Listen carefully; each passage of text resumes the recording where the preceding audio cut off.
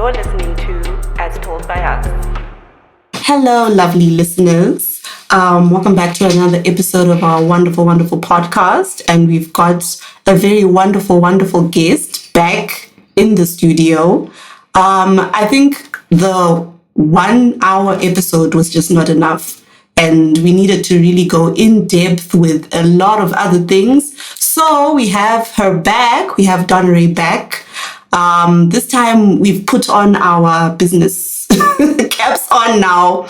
And I think the question listeners would want to know from the previous episode, where you just gave us like hectic information. Like, wow, guys, if you haven't listened to that episode, please go to that episode and then come to this one so you understand where we're coming from. It was mind-blowing. But one question I think people would want to ask you is, from the time you then managed to get your A levels, how then, and you'd now had this business going, how then did you move from hustle culture and move into transition into corporate Zimbabwe, transition into working a 9 to 5? Okay, so I think at the time, after trying to pull a business through a hard economy, you get to a stage in life where you ask yourself, do I want to be a boss for being a boss's sake? Or do I want boss money? Mm-hmm. And being a boss was not giving me boss money. It was just that you own a business. Yeah, so what? Mm-hmm. You are still struggling. You still have to run around to fill your car, do this and do that. You're not thriving. And I knew that my life is about thriving, not struggling. Mm-hmm. So I said to myself, all these transitions, all the ups and downs in trying to run a business, what showed up often was my lack of a foundation in finance. Mm-hmm. So I decided to bite the bull by the horns and just make sure that my financial literacy and education was strong enough so that when I do start another business, it will not fail or struggle. Yeah. Okay, we have had an episode about finance, but now we have a finance guru. Yeah. Okay, guru. We have a guru in the house. In the making. Guru. We speak manifest. We have a finance guru in the house. So I think we have a few financial questions. I don't know if Kuda wants to hop in before I hop in. She's got her hopping shoes on today. She's ready. So here's the thing. Zimbabwe is hard. People not making, let me not say no. But people, the general public, are not making 20,000 a month. Right? Even a year sometimes. Even a year. Definitely. Might not even be making $200. Right. But they obviously want to start putting their money somewhere where they can eventually perhaps own a home, buy a car, have some savings, take a trip, something, right? And I think that there's a large misconception that you need to make 5,000, 10,000 to be able to start saving, to be able to start investing, to be able to start putting money aside. Obviously, everybody will say my money is not enough. I kind of also think even if I made 20,000 a month, it will still not be enough because now my lifestyle's also changed. So now the things I want are more expensive. So what is a good place to start with what you have, whatever it is that you have? Mm-hmm. What is a good place to start putting money aside? So funny story. 80% of the people I talk to always think they're not yet ready to save. That is so common. And I tell people, do you have an international footprint? When you want to get a visa, when you want to travel, or when your kids are due to go to university, what footprint do you have other than being a Zimbabwean with a Zimbabwean job and a Zimbabwean asset? Do you have to make you be able to engage people to take you seriously? So my core focus is, I think anyone and everyone should be able to have a financial footprint. And so one of the reasons I've been with Devere for so long is I absolutely love what we've done in the fintech space. So we've created an application called Catalyst that has, it's execution only. What that means is you don't necessarily need a financial advisor. Fortunately, you do have me. But basically, you can download this app and it allows you to save a minimum of $50 at a time. Not a month, not every other week, at a time based on your convenience. So when I sit down with someone who I don't think is ready to do a continuous savings plan, I always say start there. What I've also been doing this year is I've been targeting anyone 18 and above, because anyone 18 and above does have access, number one, to open a bank account, which they should have. They also have access to at least $50. And then when you put that in an app, you can actually buy a unit trust fund, which grows and compounds in interest. And it's a way of building your international footprint to the time value of money and compound interest. Hey there, lovely listeners. So listen, running a podcast in Zimbabwe is quite the journey. It requires resources. And when I say resources, I mean money, time, and effort. Wondering how you can support us? Well, we've got you covered with InnBucks. Or World Remit if you're on the other side of the world and you'd love to contribute. Our InnBucks number is 077-810-3171. Whether it's the cost of a cup of coffee or a virtual high five, every little bit of your support counts. Remember, supporting our podcast isn't about funding our caffeine addiction, though it is in part, but your support keeps our podcast alive and thriving and helps us create more content, ensuring that our laughter echoes through your devices. Thanks again for being part of our community and for listening. So I don't want to quote because I might misquote, but most of Warren Buffett's wealth was made after his 65th birthday. Yeah. Yes. And the greatest investor in the world has averaged 66% per annum backdated. But obviously he hasn't done the time that Warren Buffett has in the market. So just saving today over a long period of time has huge benefits. Time in the market is quite important and people underestimate that, you see. So why I like fintech is it empowers people to be able to buy. I mean, so there's the $50 app that's for your absolute beginner.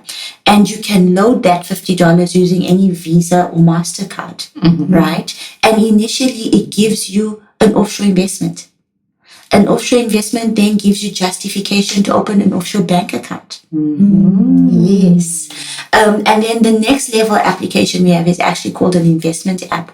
The investment app actually allows you to buy blue chip stocks, ETFs, and derivatives, right? So derivatives are just fancy. It's a fancy term for a complex investment. But it's basically, instead of one stock paying you based on its performance, they have 3 stocks and they'll give you a fixed amount that they'll pay you based on the performance of those stocks. So it gives you a bit more diversification than owning a stock on its own.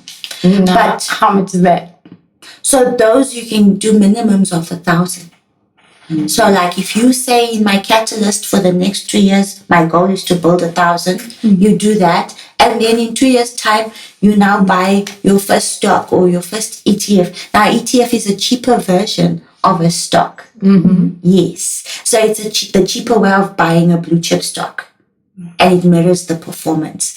So there are all these things that people just don't know. Like the reason why financial inclusion is so important to me is because I work in a racist and a sexist environment.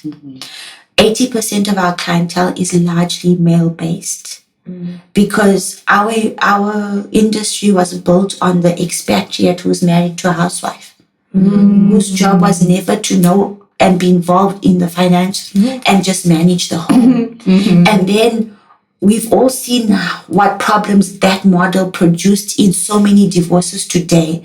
And we have so many women re-entering the world without a clue on how to manage money and without a clue on where to go. And then you think of it, in my lifetime, we have zeroed out our currency twice, which means people's life savings have been depleted twice. That is not normal. That is not the environment that is conducive to growing and building wealth, you know. And yet we have people feeling like complete failures under these circumstances, and that's not the case. And then we also have people with no idea of where to go, because a lot of banks will tell you, to do a call deposit, we need at least 500 plus 1,000, and a call deposit is earning you at 0.036% per 3 months.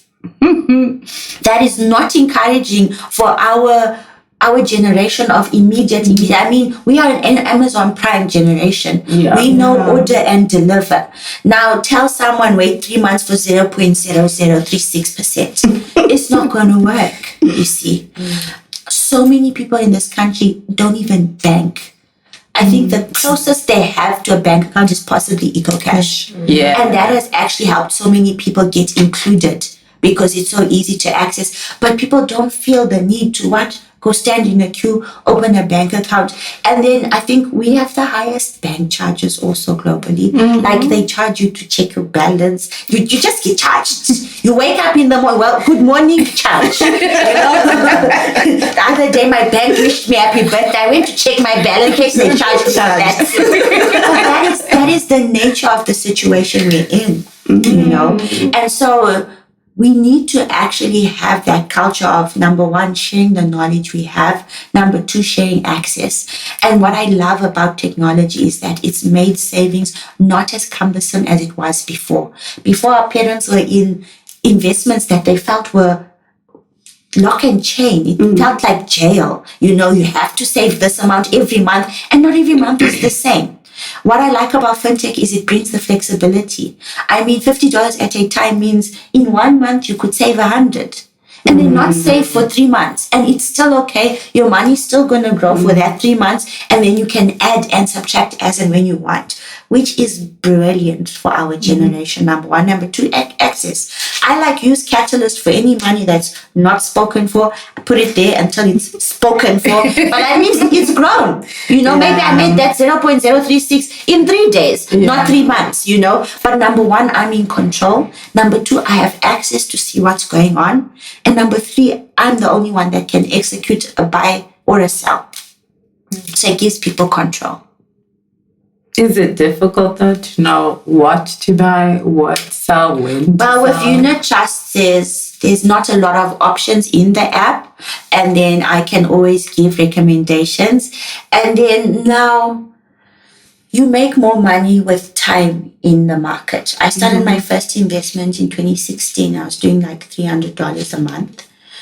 After 5 years, I built $20,000. I wouldn't have done that under my pillow.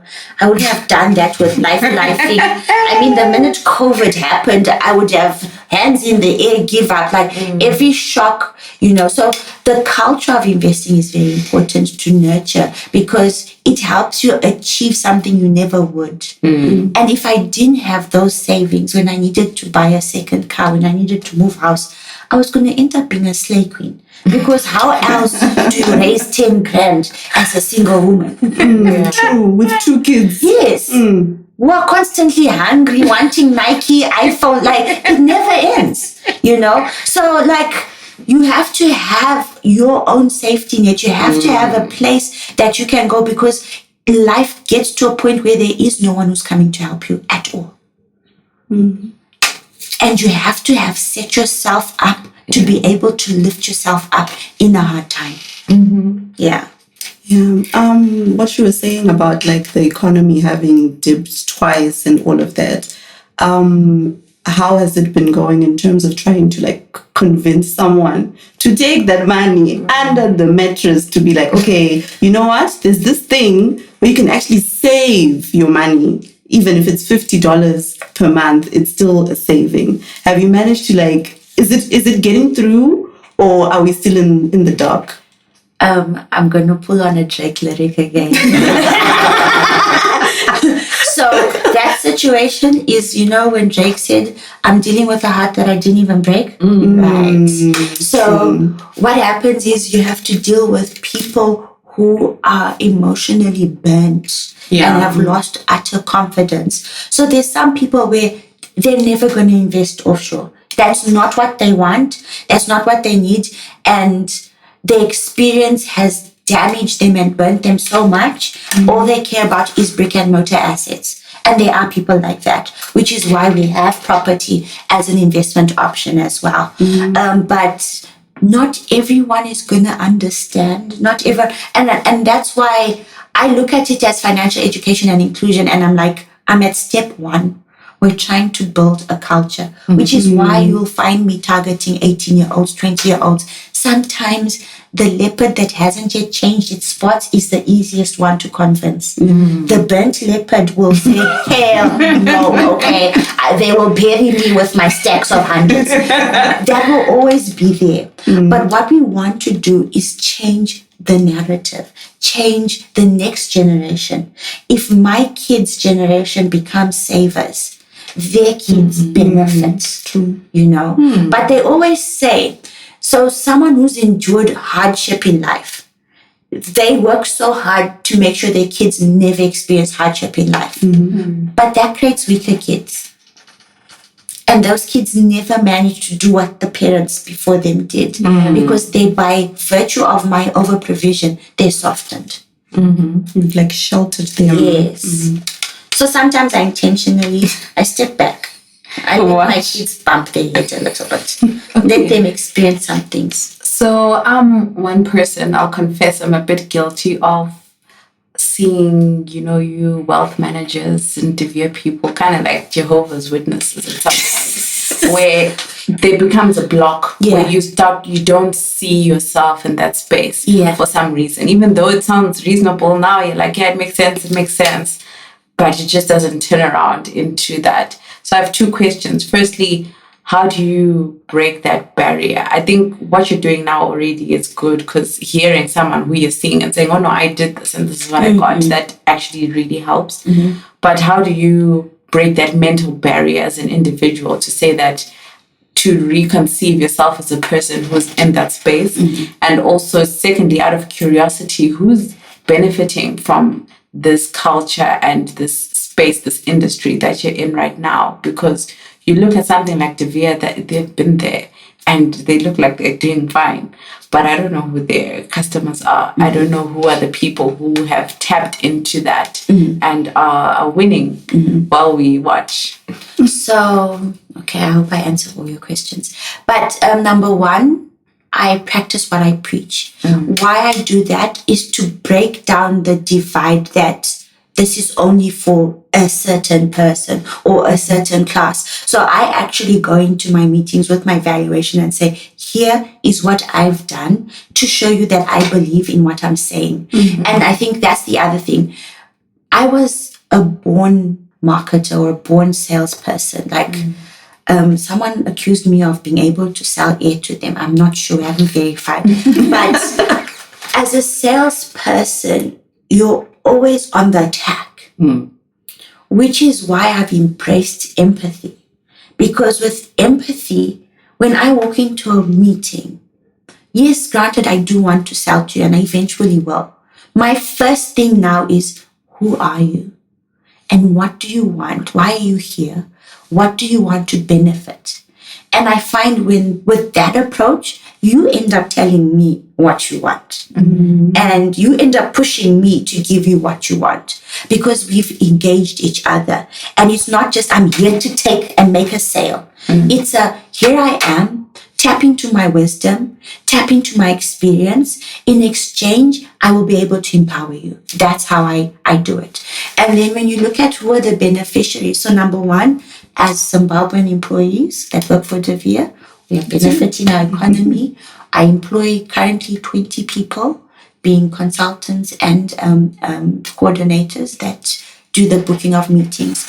And then, yes, our initial client market is your higher net worth individual or your expatriate. Largely your expatriate because they have a lifestyle of moving, which is why we will then create an offshore account, create worldwide assets that don't need you to be in one jurisdiction to benefit from. But also, local Zimbabweans are also my clients. My sister is my client. My aunt is my client. The house that I was making breakfast for, they're my clients. So for me, I'm contagious with anything I have passion in. If I'm passionate about something, in fact, the rule is for me to sell something, I need to understand it. I need to own it for myself. That's how I'm able to sell. And then it becomes less of selling and more of sharing. I'm sharing my experience of saving with you because it's genuinely saved my life. It's genuinely empowered me as a woman. It's genuinely given me more options than I would have ordinarily had without it. And the only way I know this is because I've lived it. Yeah. Is that all the answers? Yes, Do you feel included now? Yeah. Don't worry, I'll sit with you. I'll tap in. We'll get to the bottom of your fears. So I have a question. So I'm representing more of the arts community, right? Like musicians, poets, content creators, basically. And now we've seen like a huge influx in like a lot of content creators are actually making decent money. We have musicians who are getting booked for shows, but then we have also these horror stories where you find out someone who acted like in Studio 263 is now broke or something like that. So what I would want to find out is like stage one, like where do I find the app? What do I need to qualify to use the app? How do I get the money out when I want it out? etc. stuff like that. Okay. So, funny story about artists. Some of my top clients are some of the greatest visual artists in Zimbabwe, actually. So, I've actually tapped into their market. So, again, hopefully the girls will, number one, put our website or our contact details on where you can reach us. Who can access an investment app? Anyone with a passport or proof of identity, proof of address, and a source of income. Yeah. So we want a legitimate source of income and then we will probably help you get banked firstly locally before, you've got to crawl before you walk. So number one, ideally you want to start investing locally first, understand it. We have the Zimbabwe Stock Exchange. It opens from 9 to 12. We have, I think, 3 stocks that are dual listed. That are on the Zimbabwe Stock Exchange, Johannesburg Stock Exchange, and the London Stock Exchange. At some point later on, when you bring me back, we'll talk arbitrage.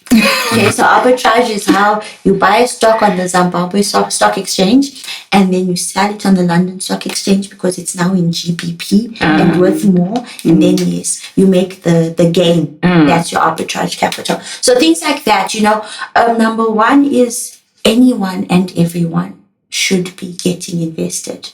And I'm here to help anyone and everyone that genuinely does want. The execution app, again, it's available on any Play Store, App Store. It's Devere Catalyst, And again, we have an office locally as well where you can walk in and be assisted as well. And a website as well. So on that, when you say proof of finance, source of income. Yeah. Right. If I am a musician, what is my proof of income? So it would then be like your sales. With our content creators, they have the YouTube fees. So that is your source of income. If you're an artist, have you sold a CD? Have you got a deal? Or are you releasing EPs? Are you getting value for those EPs? Where we can visually see the value you're getting, that's your source of income. Okay. And where you haven't yet, then we have to hold your hand and help you create it as well. Yeah. All right. And then if I'm 18, my proof of residence is my mother Yeah. or my father. Yes. What do I give you? You give me the bill and I can do a site visit and confirm that you live there. Or alternatively, what I did for my son when he was opening his is I did an affidavit. So an affidavit along with the proof of address is you're not yet old enough to own your own house. Therefore, I'm just allowing them to understand that you're still under my care. Okay. It's not as complicated as people like you see people sometimes and they're like, I thought I was going to have to climb a mountain to invest. I'm like, nah, fam. It's not that deep. It's not that deep. Okay, but let's talk about a bit of like fads, right, in investing. We had the huge Bitcoin situation happening, right, at some point. And then It's still huge and still happening. I'm just not a believer, unfortunately. Then there were the NFTs, and then at least now, like in Zimbabwe, there's a little bit more, you do have a unit trust, you do have your property trust, now you have, the REITs and all of that, right? How do I know what is going to be sustainable? If I put my money into this, is it going to blow up? Is it fake? Is it real?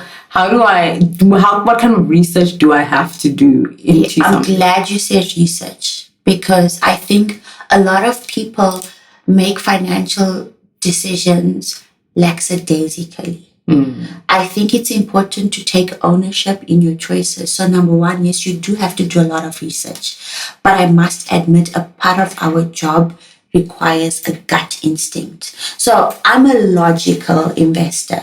So logically, when I look at it today, my top things to buy, I'm buying a water fund. Because clean water is going to be diminishing. I look at sustainable energy.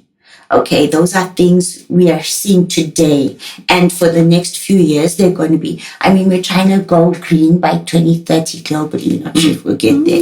But so there's room for growth in sustainable energy, Natural resources. That's another thing I like.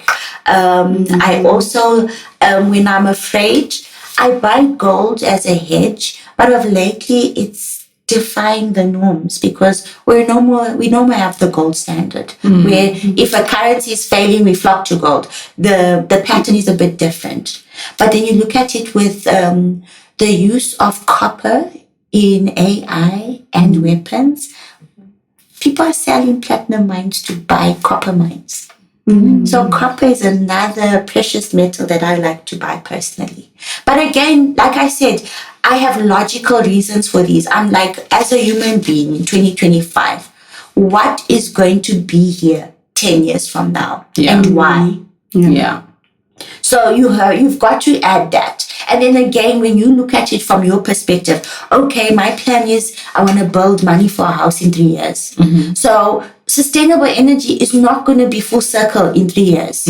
So that's not what you want to buy. Maybe if you want to make money in 3 years, buy some Tesla, I'm sure for the next 3 years, the Musk-Trump relationship is going to be profitable for a while. Okay. So then if your term of investment, your appetite for risk, is this the only excess money you have? If it is, you can't be as risky with it. You see, what I would recommend you buy versus someone 50 is totally different because that's someone who's 50. They're about to retire. They need every single cent. So it's not even about huge growth margins. It's about fixed income margins. Whereas you can invest for the next 20 years as risky as possible, because you have time in the market. You see, you versus a 50-year-old, a bank would rather give you a mortgage because you're likely to see through and give them income. A 50-year-old, high risk. They could get ill, stop income, break a leg. They don't want to give you a mortgage at that age. Yeah. So those are factors we look at when we're thinking what to buy. I don't personally like Bitcoin because it's speculatively driven, which means how it appreciates its value is based on how people feel. With the world we live in 2020, do we really want to rely on something based on people's feelings? It's very dangerous.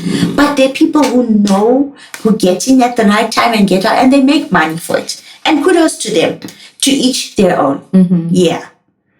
I like value investing. I like to know that this is the CEO of this investment. This is his plan with this company. These are the estimated returns, and this is what they're going to grow for the year. When I buy that stock, I understand what I am buying. I have a likelihood of an understanding of what I will get out. I know this company, it produced 6 dividends over the last 6 years of at least 4%.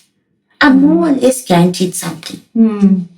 But you have to look it up. You have to research it. So you have to take ownership. And that's where people like us come in. Because we are brains willing to be picked for your betterment every day. Okay, but now if I rely on you. No, and I never ever empower my clients to be in a position where they rely. I like to discuss very early on what we're doing, what our strategy is and why. So you take ownership. You know, I always tell people now when you watch news, pay attention to what's being written underneath.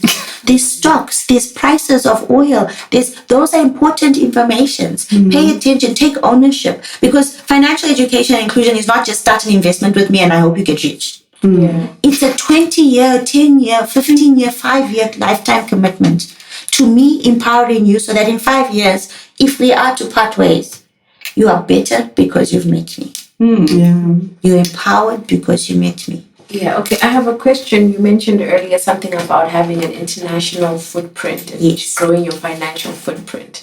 So now if you're someone in Zim who's trying to get into investing, right, you're easy bait, you've got your Zimbabwe Stock Exchange, you've got your VFX, but very soon you start to realize that this is not a realistic market to work with because it's so Unpredictable. Then you start to look around, you look at Johannesburg, whatever, New York, and as a layman, you'll get in there and then they'll be like, oh, you're not allowed to invest here. Your country you can't access it directly. So how does one go about broadening that international footprint in terms of your access to investing? Also considering that you've got a local bank account, you've got local money, and the difficulty of then also putting that money, where does it go, where is it kept? That's exactly the purpose of the De Vere Group. So we are invested as an international company based in a local market to give people the opportunity to access investments internationally. So the benefit of coming to me versus going to JP Morgan, for instance, is JP Morgan will say to come into our doors, you need $100,000 minimum, full stop. We then pool Kuda, yours, everyone's money together and we create that 100,000 and then we give them. So we are that bridging gap to help you access what you wouldn't ordinarily be able to access as a person from what I think we're now risked as a 7. That's how high risk we are and how unfavorable it is to do business with the Zimbabwean. So like I work not just in Zimbabwe, I work in the region. So I see the different requirements for different countries and I see the red tape that you as a Zimbabwean have to go through. And I warn my clients, I'm like, listen, we're trying to open this offshore account. Please note, they think we are all corrupt in Zimbabwe and we don't have money. So I need you to be as honest and as open as possible when we go through this and be patient because they will discourage you to not do this. They will ask you mundane, irritating questions to remove you from doing this, which is why so many people don't. Okay, so I am just starting out working. Brilliant. I have just graduated on my first job. Very excited. Don't have any financial literacy. You know, all the money I've always gotten, I've spent. You know, what is your advice in terms of just, we're not even investing right now. You can't, you don't even. My advice is find Donna Ray-White. Okay? Find me, okay? Because my passion will guide you in the right direction because yes, you don't know what you're doing, but I do. I've been you. I've been you not too long ago. You know, every time I've started again, I've rebooted. But it's, again, this is why the culture of mentorship is so important. The culture of having podcasts where people can access information that they're not going to access anywhere else. No one's really talking about this. Financial education and inclusion is not cool, you know. And so, number one, we applaud you and the work you're doing in creating this platform for people to access this information. And now they know where to stalk me, where to find me, and where to find all the minions I'm training to be as passionate as I am about empowering people. So I hire the freshly out of university kids. And the first thing I say is the first people you need to be looking for and trying to impress are your peers. We've got to, I always say, I don't want to be the only one in my private jet drinking Dom Perignon, ready to fly to Spain for the weekend. I don't want to be there by myself. We need to be having problems where parking in my jets and in the car, you know, we're all trying to be there in our single jets. So, like, we need to be many of us at the top. This is true. Okay, but besides you, Donna Ray, what do you think? Do we get a budget up? Do I write my You things have down? to What do I do? understand your, okay, so when you're starting your career and you've gotten your first salary promise even, because you don't get paid. You work for first month. Yeah. You've got to understand, number one, what does it cost for me to come to work? Because like my son started working. He chose to work instead of go to university. And I said to him, I don't really care what your salary is, or, you know, I understand that the working experience will do a world of good for you. But make sure it balances. What does it cost you to go to work every day? At least you should break even or make a profit, okay? Even though I'll subsidize your fuel, but if you had to, can you afford to? So you have to ultimately know what your life costs. Like, so I've been a rich wife, and then I went right down to single mother, starting from scratch, paying my first bill. I had to understand, what does it cost? I had to know how many side gigs I have to do this month to make sure we don't starve, the fuel, the car is serviced, all that. You've got to understand. Like, even to buy your first car, it's not just buying your first car. There's change of ownership. There is your insurance. There is your licensing of the car. Then there's the servicing of the car. Got to check tires. If it's an X-Jab, it's going to need a battery change. It's going to need this, your suspension, Nima potholes. It's rainy season. It's not just what you think it is at the face value. Yeah. And again, you need to have experienced peers as well, who will guide you and show you. We do need to mentor each other. We need to be our brother's keepers, in essence. You know, I always tell people, don't take pride in watching your brother stumble and fall. And everyone is your brother. You shouldn't be happy to come tell me someone's downfall. It should hurt you the way it hurts me to hear you tell me that. You know, like, why is this news? What have you done to help? Because telling me about it and showing me you're better than that person, that is not what we're trying to achieve here. You missed the call to action. Yeah. That's a really good way of looking at it also. Yeah. So, like, you have to be able to have your working big sister or your working big cousin that you can go ask, how did you start? Right. And again, that's why we have the podcast, we have the blog, we have our stories that we share, we have artists expressing themselves in different ways, sharing their stories, so that the next person doesn't have to struggle as hard. But now also, because I know you, so I also know that you have additional responsibilities that are not you and your kids. There's Black tax. and mixed race people tax. Soft heart tax. You know. Because you're so kind and we know you will tax. I get that a lot. You see. You know, like, you'll tip the guy that parked your car today, and every time he sees your car, he's by the side like you owe him. Yeah. So now what do you do? Give me a story, or if you've ever been able to say, I can't. I'm so sorry financially, right now I can't. I want to help. I can't. Life will get you in a position where you learn to say no. So I was a very much people pleaser, yes person. And as you healing, you notice similar things differently. So for instance, I've always been a giver. Listen, if I can, I'll give you what's on my back. Mostly because I know I have an attractive spirit. I once gave someone $10 and I was like, they were like, that's your last one. I was like, don't worry, I'll get it straight away. I was with my friend at the time. We walked 10 steps. We ran into someone who gave me $10 to buy me lunch. That's how I've operated. So you don't hold on to things. But then life happens and you get to a point where I had people that were so used to just dropping hints and I ran with them and created what they wanted. Until it got to a stage where, number one, I saw the entitlement.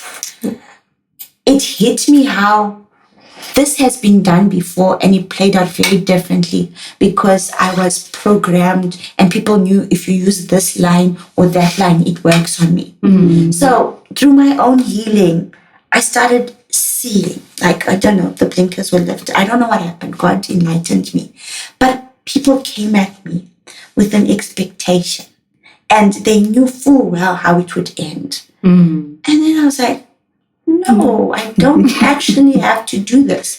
And then I saw the utter shock and horror on like, no, this was not the way. I get what I want from you. This is how this exchange works. My sister actually got to the point.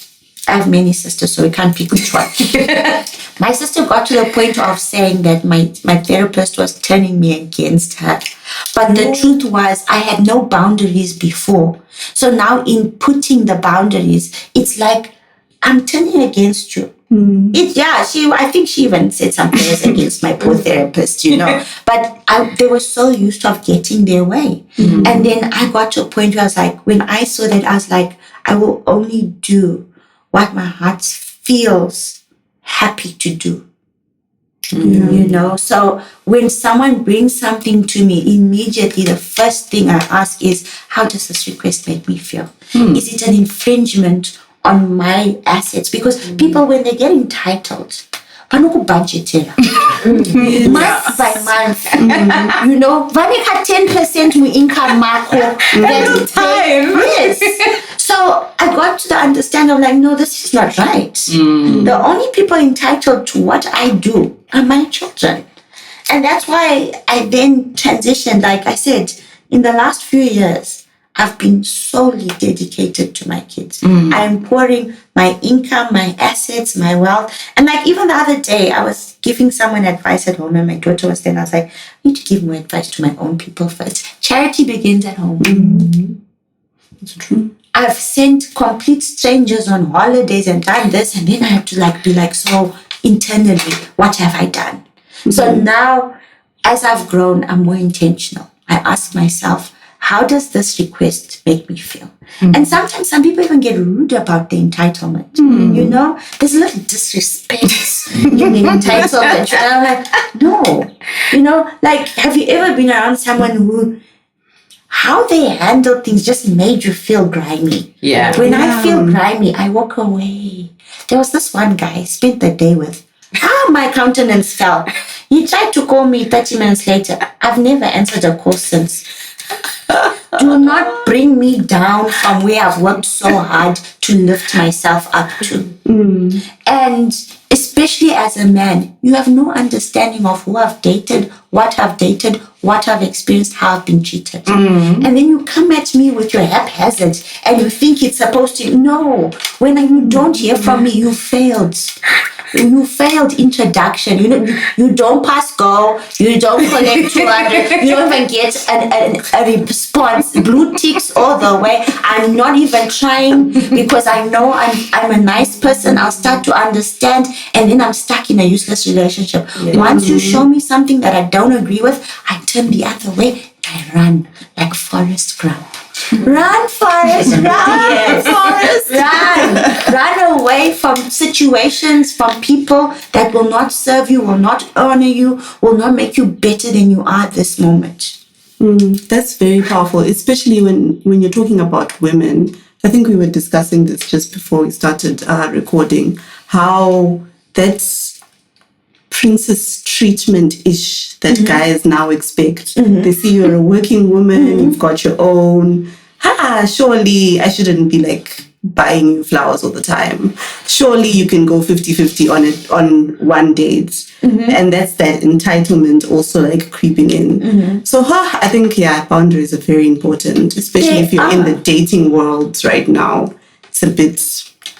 And it's just important. So like, I've come from a place where you're more or less treated as a low value woman because you didn't do things according to society's requirements.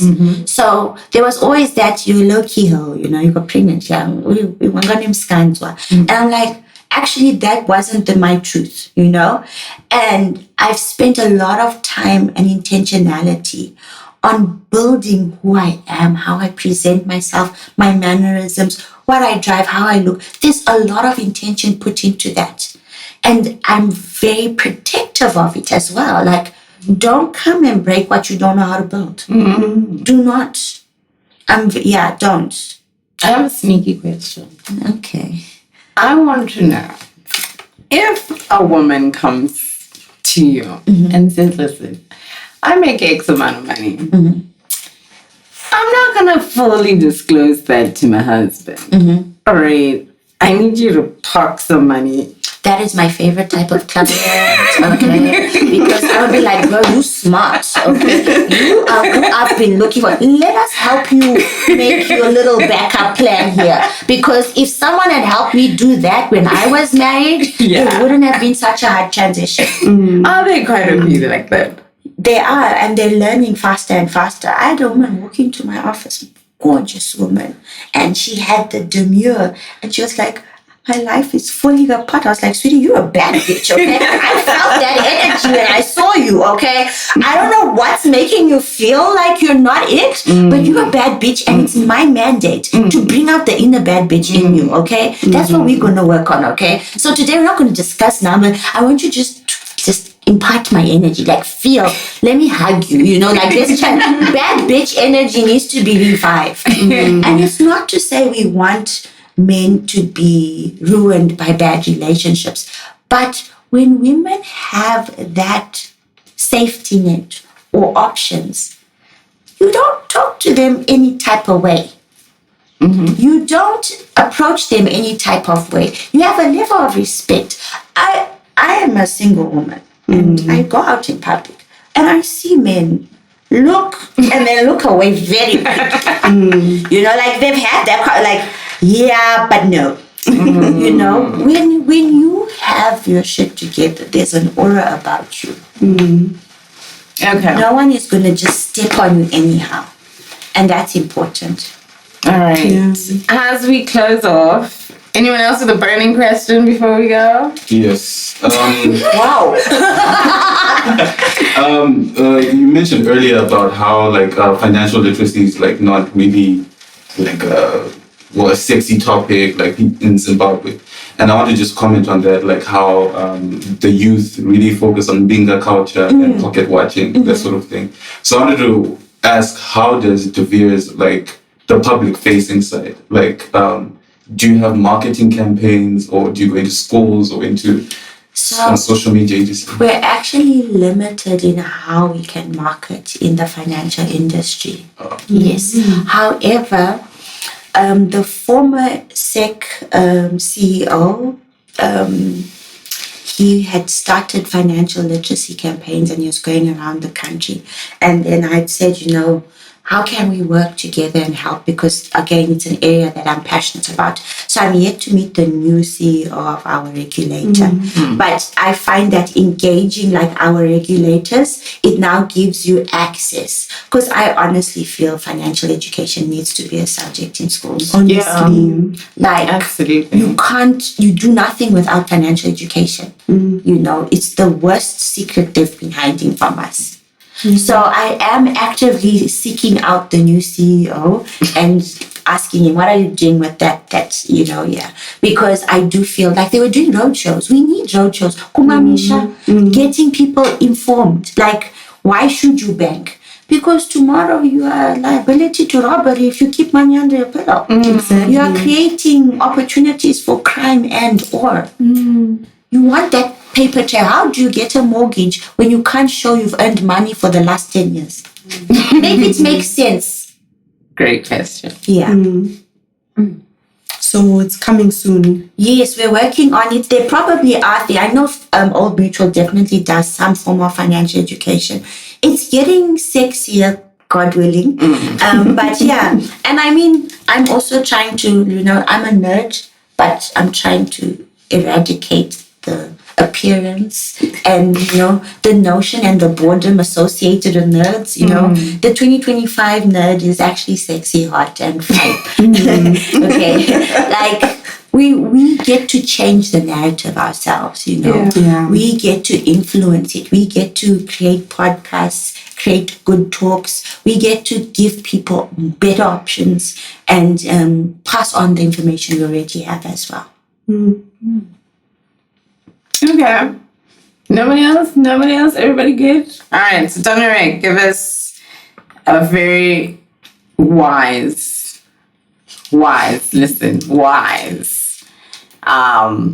instruction.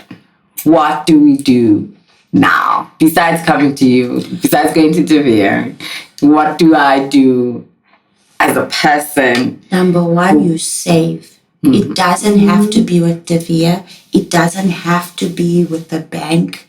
I mean, there are people, how many of us were raised by the round clubs? Any way of saving is saving. So like the richest man of Babylon, that's my financial literacy core. Number one, you save at least 10% of what you make. Number two, focus on things you know and are good at. Just because gold makes money, you did fintech. Okay, take a gold. Let us, I think we don't want to be jacks of all trades. Yeah. Why I chose finance is because I said, if I mastered this, if I become an expert in finance, I can then become an expert at business. I can then be a master of something. And that something will lead you to the next thing. But this culture of get rich quick and be a binga, it's not realistic. Okay. Thank you, Donna. Thank you. All right, guys. See you at the next episode.